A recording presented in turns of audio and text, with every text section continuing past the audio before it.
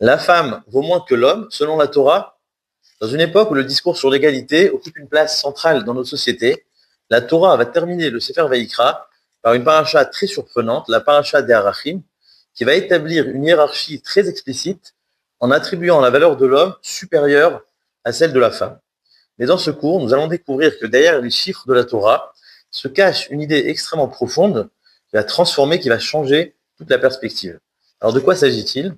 De la paracha des Arachim, donc un homme qui souhaite consacrer sa valeur au Beth Amikdash, bien la Torah nous donne des chiffres en fonction du genre, en fonction de l'âge. Alors pour citer un petit peu les chiffres brièvement, de 1 mois à 5 ans, et bien chez le garçon, ça sera 5 shekels, et chez la fille, 3 shekels. Après 5 ans jusqu'à 20 ans, ça sera donc 20 chez le garçon et 10 chez la femme. Et au-delà de 20 ans jusqu'à 60 ans, eh bien ça sera 10 fois plus qu'à l'âge enfant, donc 50 chez le garçon et 30 chez la fille, etc.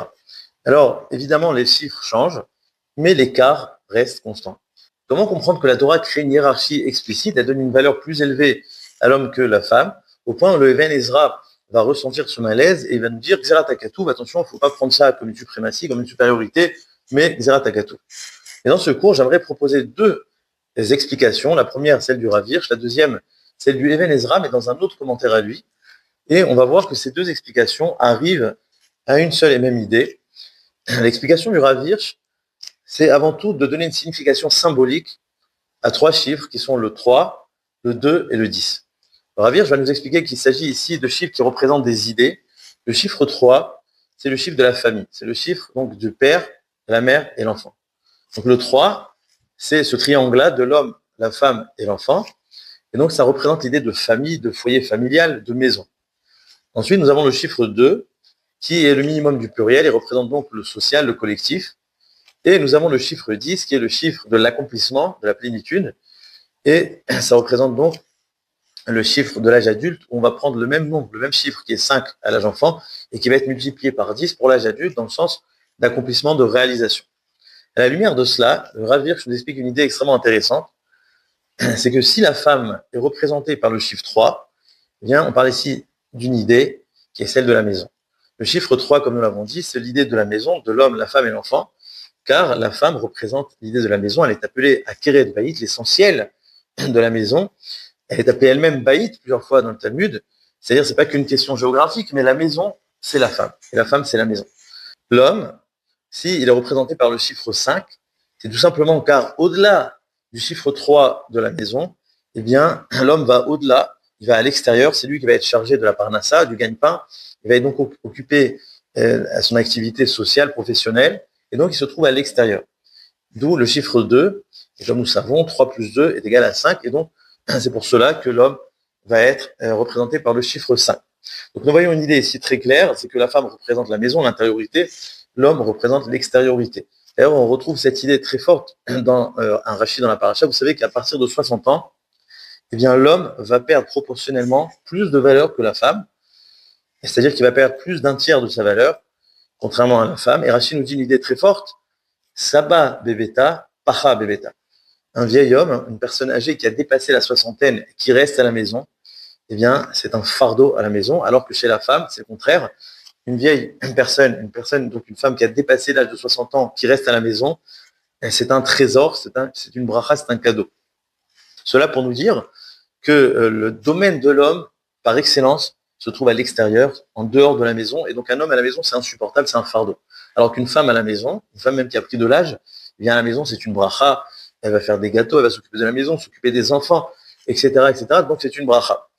Et d'ailleurs, même les données scientifiques nous disent qu'il y a une approche cérébrale différente entre l'homme et la femme dans le traitement des informations. Vous savez que l'homme est totalement focalisé à ce qui l'intéresse.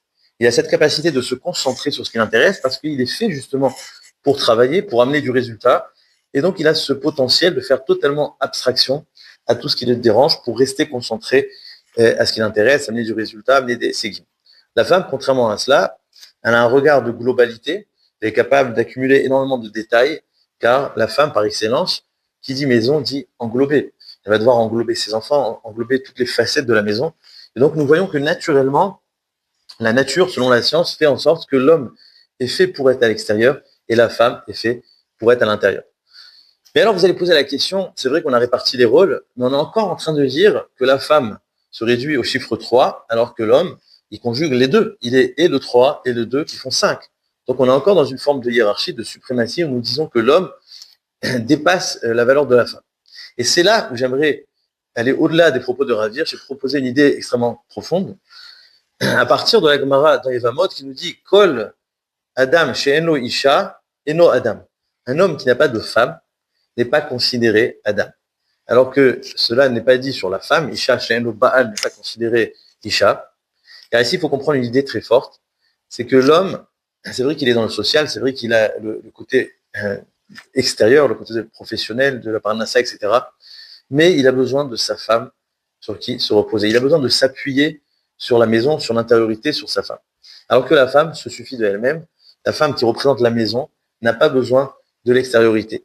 C'est-à-dire la femme qui représente la maison représente la plénitude de l'intériorité. Et qui dit intériorité, eh bien, ça n'a rien besoin d'autre. C'est la plénitude totale, c'est l'entièreté.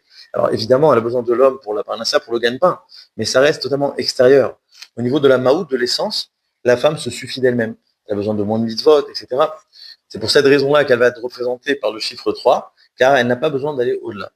La femme, même quand elle est à l'extérieur, eh bien, elle ne perd pas de son intériorité. Vous savez, on voit les femmes aujourd'hui, même quand elles sont au travail, eh bien, ne perdent absolument pas leur conscience de la maison. Même quand elles sont plongées dans leur activité au travail, eh bien, à l'heure de chercher les enfants, elles vont tout de suite s'en rappeler, rien ne va leur échapper. Contrairement à l'homme, qui est à l'extérieur, comme nous l'avons dit, il est focalisé, il est complètement dans le monde extérieur, le monde du travail, eh bien, il risque de se perdre. Il risque d'être totalement noyé dans le flot tumultueux de la société. Et pour cela, il a besoin de la maison, il a besoin d'un rappel, car l'homme, il est dans l'imaginaire, il essaie d'amener des résultats, d'amener la parnassa, et il a besoin d'une personne, il a besoin d'une maison, il a besoin de sa femme qui va le ramener sur terre. Donc, justement, l'homme qui est à l'extérieur, qui est représenté par ce chiffre 2, qui exprime l'idée du social, de la parnassa, de l'activité extérieure, eh bien, il a besoin d'être appuyé, de s'appuyer sur le terrain, sur la maison, qui est représentée par la femme, et c'est pour cette raison-là qu'il va être représenté par le chiffre 5, car il a besoin de ces deux facettes-là pour ne pas se perdre, pour garder son identité, sa particularité. Voilà une idée qui change toute la perspective et qui nous fait comprendre que derrière les chiffres de la Torah, il n'y a absolument pas de hiérarchie, de suprématie, mais bien au contraire, des rôles bien définis et bien profonds. J'aimerais proposer une autre explication, celle du Even Ezra, non pas dans son commentaire sur la Torah où il nous dit qu'on ne peut pas interpréter, il s'agit d'une Xerat HaKatuv, mais dans son autre commentaire, Yesod Mora, Yesod Torah. La vérité, c'est que ces propos sont extrêmement brefs, presque du code très difficile à déchiffrer. Donc, ce qu'on va dire, c'est un petit peu une interprétation qui va au-delà de ces propos. Et le Even Ezra va nous faire comprendre que si les chiffres essentiels donc, sont le 5 chez l'enfant masculin, ensuite le 20 à partir de 5 ans jusqu'à 20 ans et 50 de 20 à 60, eh bien, c'est pour mettre en exergue l'idée de Sheifa, d'aspiration, de Yahad, de futur. C'est-à-dire qu'entre 1 mois et 5 ans, eh bien, on va se concentrer sur l'aspiration de l'enfant. C'est-à-dire qu'à partir d'1 mois, l'enfant aspire à arriver à l'âge de 5 ans. C'est l'âge où il va pouvoir communiquer, où il va pouvoir saisir des objets, il va pouvoir vraiment exister, ressentir qu'il existe. Et donc, vu qu'il aspire à cet âge-là, eh bien, sa valeur va être celle de 5 shekels, donc en rapport avec l'âge. Donc, la valeur que la Torah va nous donner est en rapport avec l'âge de l'aspiration. Ensuite, de 5 à 20, eh bien, l'enfant plutôt va aspirer à arriver à l'âge adulte, à arriver à l'âge de 20 ans, on devient indépendant. Et donc, la Torah va donner comme valeur 20 shekalim.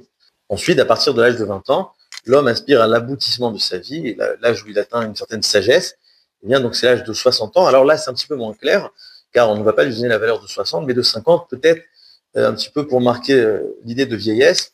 Donc, on n'aspire pas vraiment à la vieillesse, mais on aspire à l'idée de maturité, d'accomplissement, de réalisation, et donc qui va être défini par le chiffre 50. Donc, on voit que chez le masculin, chez le garçon, l'idée qu'on va retenir, c'est l'idée d'aspiration, l'idée qui va nous définir, c'est le fait même que nous aspirons toujours à aller au-delà, à continuer à avancer dans le futur. La femme, nous dit le Even Ezra, eh bien, les chiffres qui vont définir la femme, c'est la moitié de l'homme. Et en vérité, ça va être le chiffre 3 à l'âge enfant, car on ne pourra pas dire 2,5, on va chercher un chiffre rond qui va être le 3. Ensuite, ça va être le 10 à la place du 20, donc c'est encore une fois la moitié. Et ensuite, ça va être le 30 à la place des 50, car pour ne pas dire 25, on cherche un chiffre rond qui va être le 30. Donc le Even Ezra nous dit que la femme, c'est pas juste un chiffre au hasard, c'est un chiffre qui représente la moitié. Et alors, qu'est-ce que cela veut dire? Et là, on peut dire une idée très forte, c'est que si on parlait d'aspiration chez le masculin, Eh bien, lorsqu'on parle de moitié, ça vient nous dire que la femme, elle vit au présent.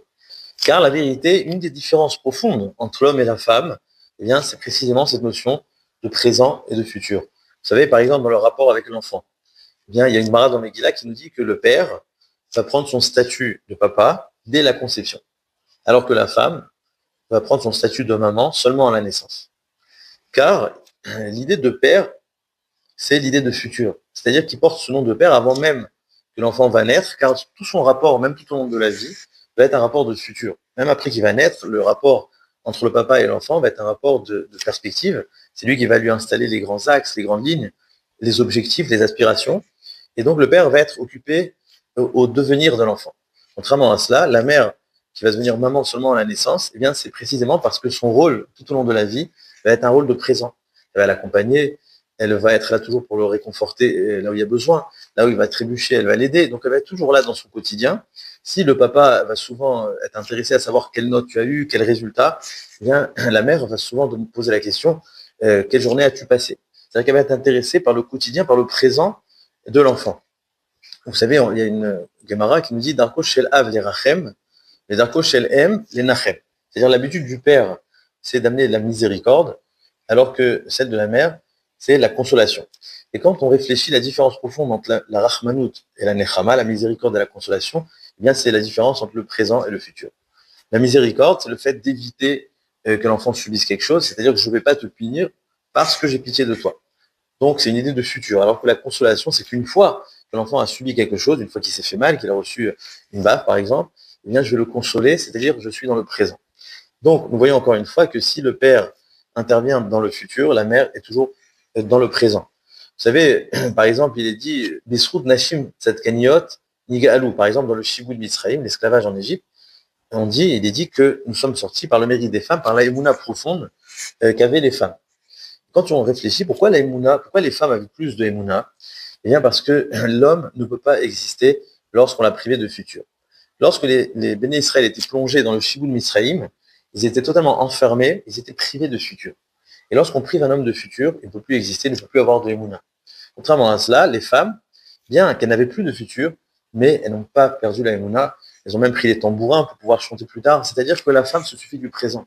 Tant que je suis vivant aujourd'hui et que je ne vais pas encore avoir une émouna en Dieu, eh bien, elles n'ont absolument pas de problème, elles n'ont pas besoin d'avoir un futur garanti pour pouvoir continuer, pour pouvoir exister. Dans le nom même de Adam et Chava, pour retrouver cette idée-là, Adam signifie la terre.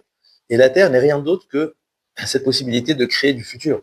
La terre, comme nous dit le Maharal toujours, c'est pour être moti la poêle, c'est pour créer, pour emmener des arbres, des plantes. C'est-à-dire la terre n'existe qu'en créant du futur.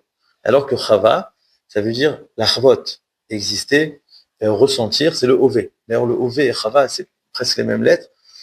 Et donc la femme, l'essence même de la femme, c'est l'idée de présent. Vous savez, on dit qu'en Égypte, on travaillait très dur, avodat parer, et les sages expliquent, les hommes faisaient les travaux des femmes, et inversement, les femmes faisaient les travaux des hommes.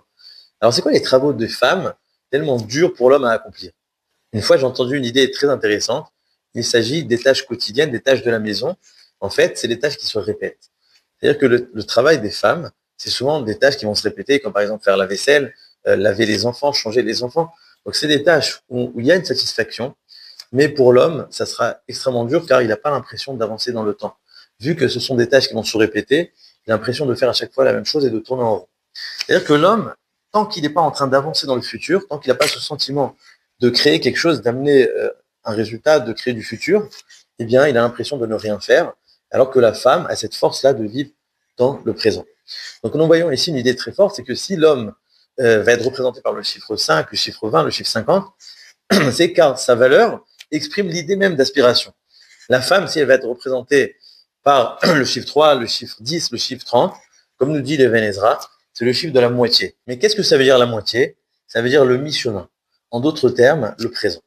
Elle n'est pas enfermée dans le futur, mais dans le présent, elle a cette force-là, eh bien, de se suffire de vivre l'instant présent. Ces deux explications, bien qu'elles soient totalement différentes en termes d'interprétation des chiffres de la Torah, eh bien, il semble qu'elles arrivent à une seule et même idée. C'est quoi la pnimiout, l'intériorité dont nous parle Rav Shimshon Raphaël Hirsch, comme l'idée de la femme du chiffre 3? Eh bien, il semble qu'on peut la définir par l'autre explication, c'est le moment présent. La capacité de ne pas fuir à chaque fois le présent pour aller vers un futur, mais être capable de vivre profondément l'instant présent. De la même façon que la femme n'a pas besoin d'extériorité, comme nous l'avons dit. Elle se suffit d'elle-même, de son entièreté, de sa pnimiout. Elle n'a pas besoin d'aller au-delà. Eh bien, pareil, elle n'a pas besoin de futur. Elle se suffit du moment présent. Donc, nous voyons comment ces deux idées-là se rejoignent, que la femme se suffit d'elle-même. Elle représente la shlemut. Elle est entière telle qu'elle est. Et c'est à partir de cette base qui est la femme, la maison, que l'homme va pouvoir construire. Shabbat Shalom en noir.